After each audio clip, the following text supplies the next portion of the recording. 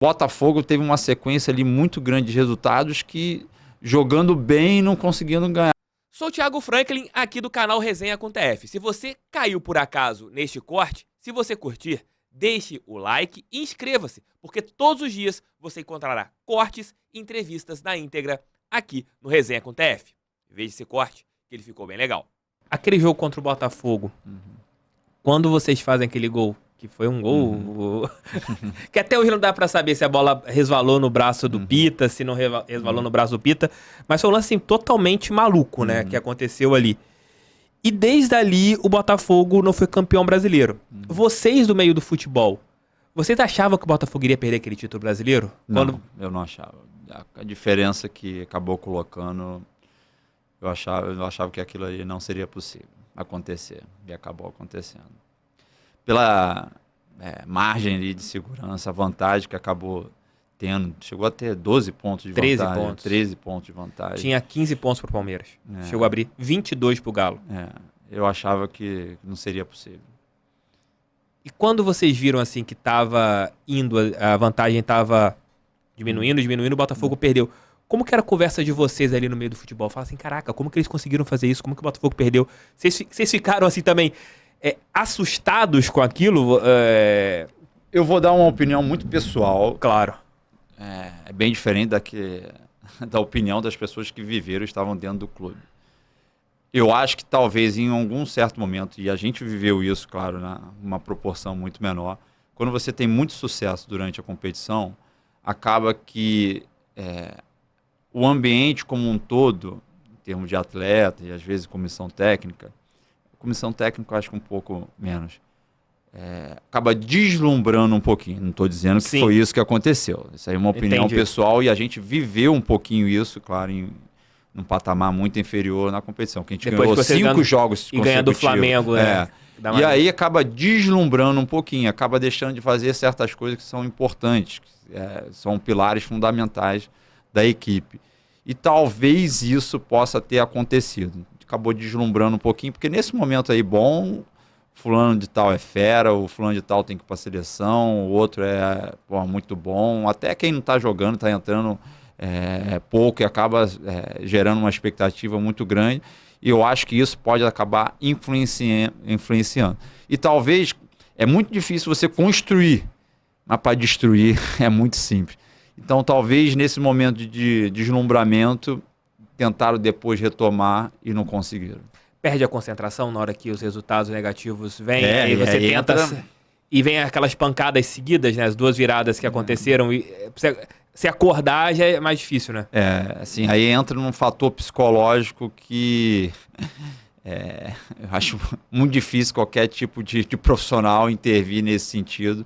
Quando você entra ali numa rota, ali num direcionamento que as coisas acabam não dando certo, você tenta e acaba não dando certo.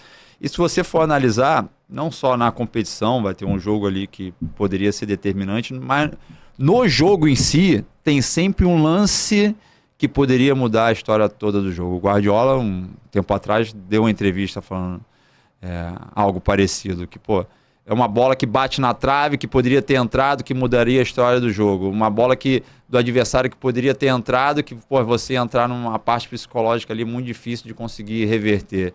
Então, o Botafogo teve uma sequência ali muito grande de resultados que, jogando bem, não conseguindo ganhar. Por exemplo, no jogo contra a gente no Newton Santos, eu acredito que o Botafogo tenha sido até a nível de oportunidade melhor do que a gente, merecia ter vencido, assim como no jogo do primeiro turno a gente fez um jogo acho que muito mais consistente que o Botafogo e acabou perdendo.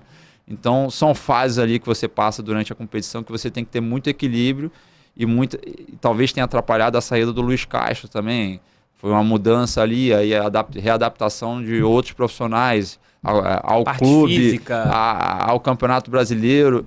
Eu não gosto muito de falar a parte física eu vejo muito no lado se você tem atletas lesionados.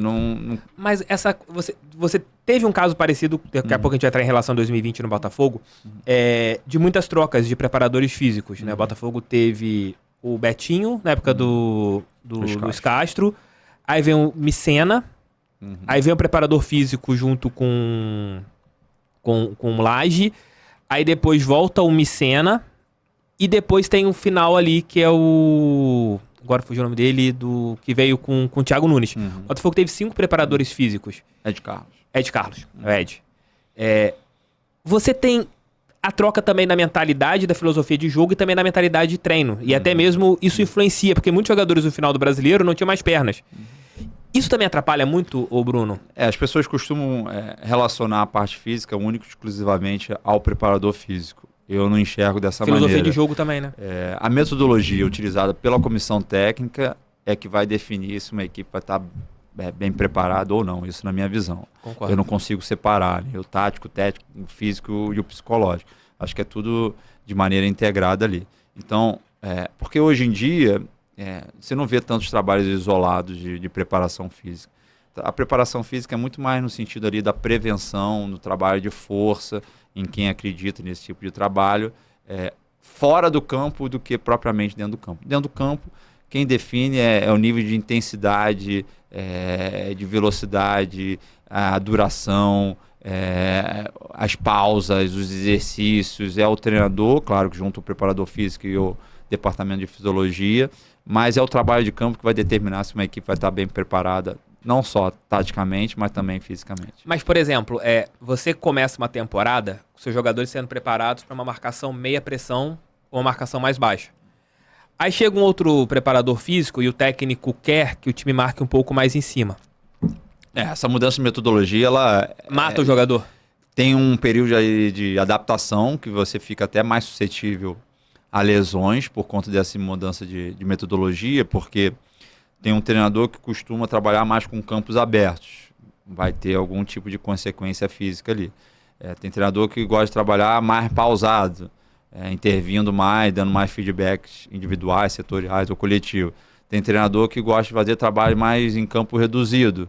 Então, esse tipo de metodologia, ela acaba influenciando diretamente no rendimento dos atletas. Cara, isso é bizarro, né? Assim, são pequenas coisas que o torcedor não sabe que acontece no dia a dia. Vai falar, esse preparador físico é uma bosta, esse preparador físico aqui não funciona pra nada, o time tá morto. Mas são várias vírgulazinhas ali que podem mudar tudo, né? A gente vive muito numa sociedade que gosta de arrumar culpados, né? Do dedo, né? De apontar o dedo. E acaba, é o preparador físico. Assim, quando tem isso, eu rechaço de maneira... Você nem abre diálogo. Não gosto.